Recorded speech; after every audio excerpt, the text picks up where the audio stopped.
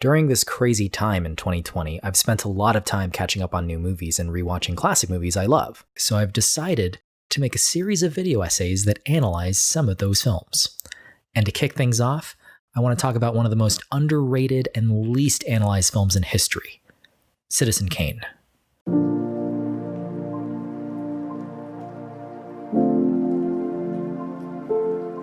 I think it's a real missed opportunity for this not to be in every film studies curriculum and beyond.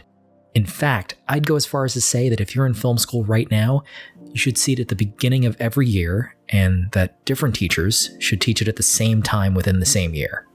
If you haven't heard of it, I don't blame you. This cult gem of a movie, directed by media recluse Orson Welles, is a deeply disturbing look at what would go on to be the inspiration for WWE superstar Kane.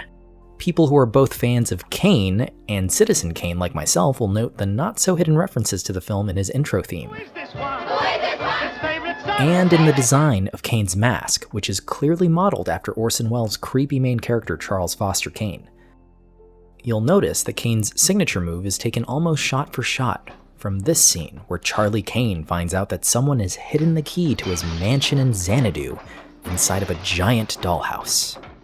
In all my years in film school, only a few of the teachers had even heard of Citizen Kane, and the ones who knew about it usually had to keep it a secret because of how strict the school was about teaching outside the approved curriculum. I was lucky enough last summer to catch a screening of an original print of the film at the famous Orpheum Theater in Los Angeles. The turnout wasn't great, there were only about a dozen other people there, but man was it worth it, even though I had to sit next to this guy who snuck in a bag of tuna sandwiches. And I get it, concessions are expensive, but tuna sandwiches are just an aggressive thing to eat. Like, you can smell it right away. I can still smell it right now, and it's been like a year.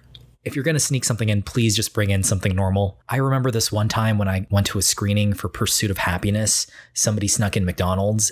You hear the bag, and then just the wall of that very, very specific smell of that very specific fast food hits you in the nose, and it takes you out of the movie.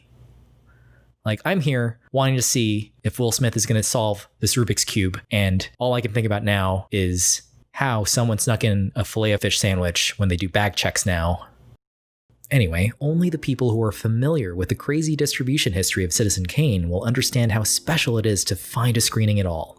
Citizen Kane, like many unlucky movies during this time, was released in the middle of World War II, which was a dark time for movie theaters in general, as they were often converted into storage facilities for military rations, or they were turned into homes for orphans.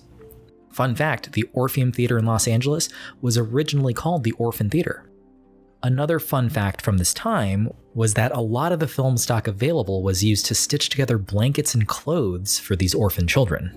Classics like the Q-Tip Brothers or the samurai epic Kilimanjaro are only known today because of the efforts of the Library of Congress spending years digitally scanning and restoring thousands of these orphan rags. And you probably guessed it, Citizen Kane was also one of those films. But by late 1945, as the war was coming to a close, some facilities transitioned back into becoming movie theaters, while others became Spirit Halloween stores. I've mentioned before that Orson Welles directed this movie, but many people don't know that he also starred in the movie, and on top of that provided craft services for the cast and crew. In this scene from one of Charles Foster Kane's parties, you can catch a glimpse of what Orson Welles put into his craft services table. Like, seriously, ice sculptures at Crafty? It's no surprise that Citizen Kane is the first and only movie to get 3 Michelin stars. Talking about Citizen Kane always gets me hungry, so I think this is a great place to stop for now. Just a heads up that this is only part 1 in my 119-part series on Citizen Kane, so be sure to subscribe if you want to be notified about the rest. Second heads up, the next episode is not going to be about Citizen Kane, but I'll be going over how David Fincher swiped his story for the movie Seven from Akira Kurosawa's Seven Samurai. Shout out to my grandma and her 29 friends for subscribing to my videos. I know I haven't made one in a while, but I appreciate you.